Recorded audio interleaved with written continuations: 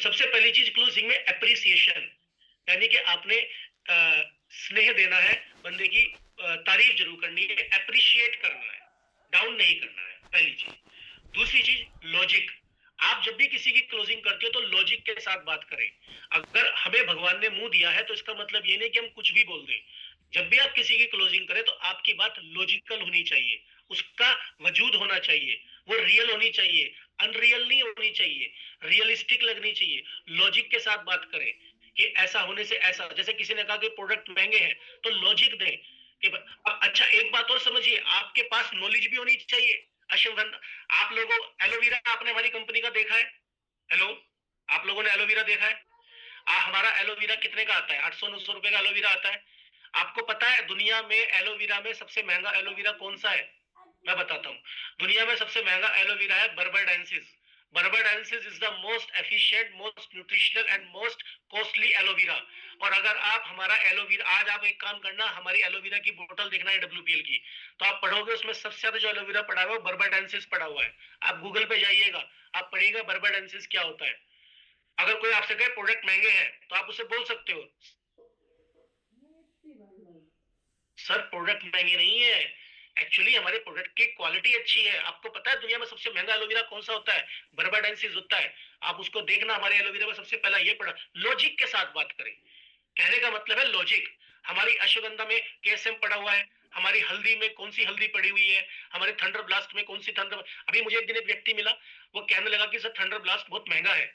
तो मैंने उसको क्या लॉजिक दिया, मैंने कहा सर आप बिल्कुल ठीक कह रहे हो, थंडर ब्लास्ट महंगा है, पर मैं आपको एक बात बताता हूँ, आप इसके इंग्रेडिएंट पढ़िए। आप जब इसके इंग्रेडिएंट पढ़ोगे और इन सभी इंग्रेडिएंट को आप 5-5 ग्राम किसी क्या बोलते हैं उसको, हकीम के पास जाइएगा, किसी वैद्य के पास जाइएगा और 5-5 ग्राम ये इंग्रेडिएंट इकट्ठे करिएगा, ये कम से कम 5,000 रुपए के आएंगे।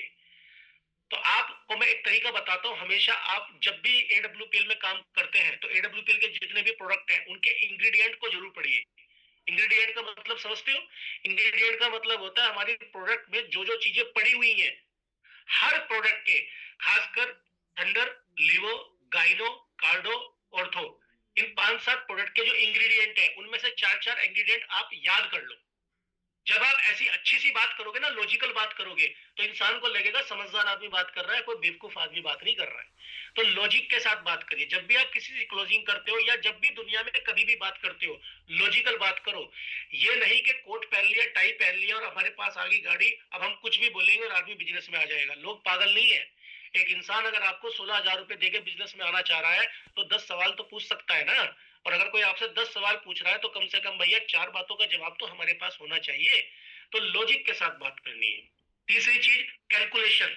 आप जब किसी की क्लोजिंग करते हो तो कैलकुलेशन के साथ बात करें। कैसे कैलकुलेशन के साथ बात करें?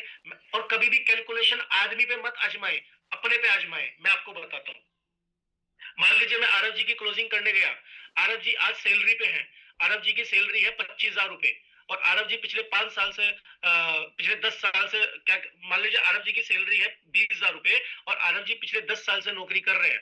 अगर आरव जी की सैलरी 20,000 रुपए है, 10 साल से नौकरी कर रहे हैं, तो वो एक साल में कमाते हैं 2.5 लाख रुपए, यानी कि 10 साल में कितने कमाए? 25 लाख रुपए। तो मैं आरव जी का एग्जाम्पल नहीं लूंगा, मैं अपना एग्जाम्पल लूंगा। अब मैं कैसे लूंगा? देखो आरव भाई, आप 10 साल से जॉब कर रहे हो, मैं आपकी बहुत रेस्पेक्ट करता हूँ। जॉब करना कोई आसान काम नहीं है, मेरे फादर ने भी करी है, मेरी मदर ने भी करी है। पर मैं आपको एक छोटी सी कैलकुलेशन दिखाता हूँ। अब आप एक डायरी लीजिए और एक पेन लीजिए। आरव भाई देखो, मैंने आज से 3.25 साल पहले एडब्ल्यूपीएल ज्वाइन करी थी, ठीक, और मैंने अकेले ज्वाइन करी थी। 17,000 रुपए लगा के मैंने एडब्ल्यूपीएल ज्वाइन करी थी। आज मुझे काम करते हुए 32 महीने हुए हैं। 32 महीने के अंदर, 33 महीने के अंदर मैं एडब्ल्यूपीएल से 64 लाख रुपए कमा चुका हूँ। मैं आपको सच बता रहा हूँ, मेरी एडब्ल्यूपीएल से जो वर्तमान इनकम है वो 64 लाख रुपए है। और आप लोगों का आशीर्वाद रहा, दुआ रही, तो बहुत जल्दी ब्लू डायमंड बन के आपके सामने आऊंगा। तो मेरी अभी तक की इनकम 64 लाख रुपए है। अब आप क्या करिए, 64 लाख रुपए को 33 से भाग दीजिए, वहीं पे कागज पेन पे दीजिए। और जब आप 64 लाख को 33 से भाग देंगे तो आपको 2-2.5 लाख रुपए की इनकम का नतीजा निकल के आएगा। तो आप उसको बताना, आरव भाई देखो, अगर मैं नौकरी करता, अब आप उसकी नौकरी की बात मत करिए, अपनी की बात करिए। अरे भाई देखो, अगर मैंने पिछले 33 महीने में 64 लाख रुपए कमाए हैं, अगर मैं एवरेज निकालू तो तकरीबन 2.5 से 3.5 लाख बैठता है। और अगर मैं नौकरी करता तो आज मैं कितने कमा रहा होता? मैं पैसे कमाता शायद 20,000 रुपए, 15,000 रुपए। अब आप 15,000 रुपए को आप 63 लाख 64 लाख से भाग करिए, शायद इतना पैसा कमाने में मुझे बहुत टाइम लगता। अरे भाई बुरा मत मानना, आप भी जॉब करते हो, आपकी 10 साल की इनकम बैठती है 25 लाख रुपए। अगर ये 25 लाख रुपए अगर आप एस्लीपियस वेलनेस में आते हो, बगैर नौकरी को छोड़े, बगैर काम को छोड़े, अगर मेरे पास जो इनकम 2.5 साल में आई है, अगर आपके पास इनकम 5 साल में भी आए, 5 साल भी छोड़ो, अगर आप 10 साल में भी डायमंड बनते हो तो 10 साल में आप 50 लाख रुपए कमा सकते हो। एक तरफ नौकरी में हमने 10 साल में 25 लाख कमाए हैं, एक तरफ एडब्ल्यूपीएल में 10 साल में डायमंड बनते हैं। और मैं आपको बता दूं, हमारी एडब्ल्यूपीएल में एक भी डायमंड ऐसा नहीं है जो 10 साल में बना है। हमारी एडब्ल्यूपीएल में डायमंड 2 साल में, 3 साल में, 5 साल में बने हैं। और अगर आप चाहो तो मैं आपके फोन पे बात करा सकता हूं। तो मेरे भाई लॉजिक के साथ, कैलकुलेशन के साथ बात करनी है, और कैलकुलेशन आपने डायरी पेन पे करनी है, मुंह से नहीं करनी है। कभी भी 2 3 4 5 2000 3000 लिखने की बारी आती है तो कागज पे लिखिए। तो पहली चीज मैंने आपको बताई थी एप्रिसिएशन, दूसरी चीज मैंने आपको बताई थी लॉजिक, तीसरी चीज मैंने बताई थी आपको कैलकुलेशन, चौथी चीज मोटिवेशन। जब भी आप किसी से क्लोजिंग करते हो तो आपकी आवाज में करंट होना चाहिए, ढीली ढाली आवाज में बात मत करें। अगर आप किसी की क्लोजिंग करने गए हो और आपके अंदर जोश है, उत्साह है, एनर्जी है, तो व्यक्ति आपके साथ बिजनेस में आएगा।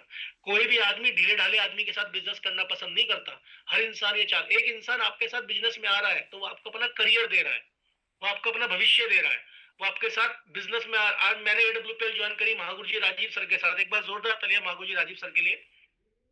मैंने महागुरु जी के साथ बिजनेस करी। अगर आज मैं डायमंड हूं तो उसमें मेरी योग्यता नहीं है, महागुरु जी राजीव सर का रोल है। महागुरु जी राजीव सर मोटिवेटेड पर्सन है, एनर्जेटिक पर्सन है। पर अगर मैं एडब्ल्यूपीएल में, और भी लोग काम करते हैं, और भी लोग रॉयल डायमंड, ब्लैक डायमंड है, अगर मैं एडब्ल्यूपीएल में किसी ऐसे लीडर के साथ आता जो कि मोटिवेटेड नहीं है, तो क्या मैं मोटिवेटेड होता? डाउनलाइन क्या होती है? अपलाइन का अक्स होती है। मैं कौन हूं? मैं अपनी अपलाइन का अक्स हूं। तो मोटिवेशन बहुत जरूरी है जब आप किसी की क्लोजिंग करने जाए। पांचवी चीज इमोशनल टच। जब आप किसी की क्लोजिंग करते हो तो इमोशनल टच जरूर दीजिए। जैसे कि मान लीजिए मैं क्या कहते हैं आरव जी के घर पे गया और मुझे पता हो कि आरव जी किराए के मकान में रहते हैं, तो आपने ये नहीं कहना क्या आरव भाई किराए के मकान में रहते हो, यहाँ से आपका अपना मकान आ जाएगा। नहीं, आप उसको इमोशनल टच पे लेके आइए। आरव जी, हम और आप अगर एडब्ल्यूपीएल करें तो हमारा ये सपना हो सकता है कि आने वाले वक्त के अंदर हम अपना खुद का एक मकान बनाएं। आज हमारे पास अगर मोटरसाइकिल नहीं है, हम एक सपना ले सकते हैं कि यहाँ से हम अपनी एक मोटरसाइकिल लें। और सबसे बढ़िया क्लोजिंग करते वक्त जो इमोशनल टच होता है वो होता है बच्चों को लेके, कि इस बिजनेस में आके हम अपने बच्चों की लाइफ सेट कर सकते हैं, इस बिजनेस में आके हम अपने बच्चों को अच्छे स्कूल में एडमिशन दिला सकते हैं, इस बिजनेस में आके हम अपने बच्चों का करियर बना सकते हैं। यानी कि कभी भी अपने बारे में अच्छा मत बोलिए, उस व्यक्ति के फायदे की बात करिए। जब आप क्लोजिंग करने जा रहे हो तो अपनी ढींग नहीं हाँकनी है, अगले व्यक्ति के फायदे की बात करनी है। आरव चौरसिया ये बात सुनने में बिल्कुल इंटरेस्टेड नहीं है अंकित गुप्ता कितना बड़ा खिलाड़ी है, अंकित गुप्ता कितना बड़ा आदमी है। आरव चौरसिया इस बात को सुनने में इंटरेस्टेड है कि आरव का क्या फायदा है। जब आप किससे बात करते हो तो उसका फायदा क्या है, और वो कब होगा? जब आप उसके इमोशनल टच पे बात करोगे, जब आरव का घर चेंज कराओगे, आरव को बाइक दिलाओगे, आरव के बच्चों की बात करोगे। अपनी बात मत करिए। अपना तो आप उसके घर ओडी पे आए हो, वो तो बाहर दिख गया है। अब आप ओडी पे आए हो तो अपने आप में बड़े आदमी हो भाई, आप उसकी बात करो। क्लियर है ना? तो आपने इमोशनल टच पे बात करनी है, उसकी लाइफ कैसे चेंज हो सकती है, थोड़ा सा इमोशनल टच। जब भी आप किसी की क्लोजिंग करें, एक बात और समझिए, कभी भी हंसना नहीं है, स्माइल नहीं करनी है।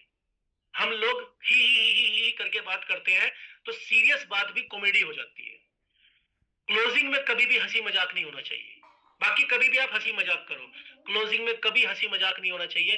क्लोजिंग हमेशा अप टू द पॉइंट और सीरियस होनी चाहिए। और पांचवा, फाइनल पंच। फाइनल पंच मतलब अगर क्लोजिंग पे बैठे हो तो भैया फॉर्म भर के तो आना ही आना है। फाइनल पंच आपको याद होना चाहिए। हमारा फाइनल पंच क्या है? हम वहां पे ज्वाइनिंग उठाने गए, तो ज्वाइनिंग उठानी ही उठानी है।